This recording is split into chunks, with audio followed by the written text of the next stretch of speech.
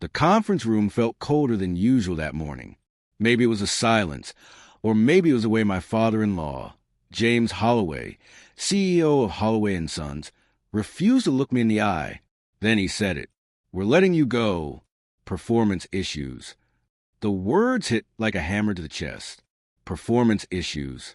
I stare at the polished mahogany table, my reflection warped and small in its sheen.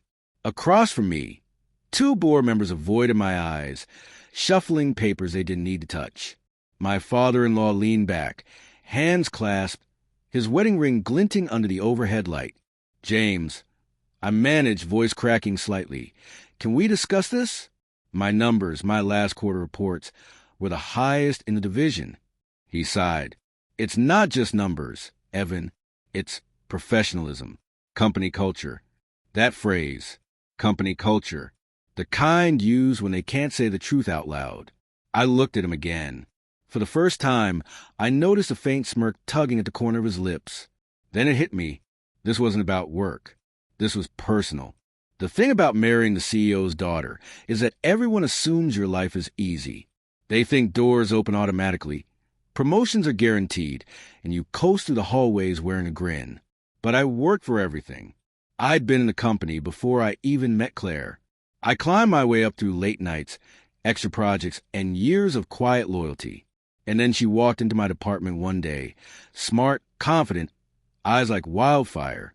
We fell hard, and for a while, life felt like a movie. Until about 6 months ago. That's when she started pulling away. The texts grew shorter, the kisses colder. "I'm just tired," she'd say. "Too much on my plate." Except her plate apparently included late-night meetings that didn't show up on her calendar. I noticed the first real crack one evening when she came home smelling of a man's cologne I didn't wear. It wasn't subtle. It clung to her scarf, to her hair. When I asked, she laughed it off. "Relax, Evan." My dad was hugging everyone goodbye after the event. You know how he is. At the time, I brushed it off. Now, sitting across from him in that boardroom, I wished I hadn't.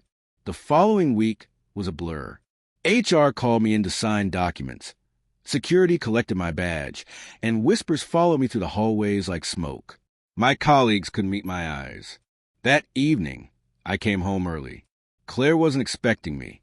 Her car was in the driveway, lights on upstairs. I climbed the stairs quietly, heart pounding. The door to our bedroom was half open, laughter spilling through it. Her laughter, and then his voice. I froze. It wasn't just anyone's voice. It was James's. I pushed the door open. There they were, my wife, her father, sitting too close on the edge of the bed. She was crying, and he was holding her hand. He jumped up immediately, face red, stammering, "It's not what it looks like." But I already knew. This wasn't new. It had been going on for months, maybe years. Favoritism, control, the sick, twisted power he held over both of us. I didn't yell. I didn't fight. I just turned and left. It took me 3 days to stop shaking. 3 days of empty bottles, unanswered calls, and memories replaying in my head like a cruel film. Then something inside me went still. Revenge wasn't an impulse. It was a decision.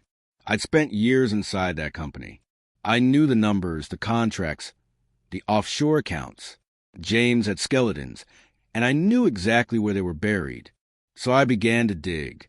Quietly, I contacted an old colleague from finance, someone who'd been pushed out just like me.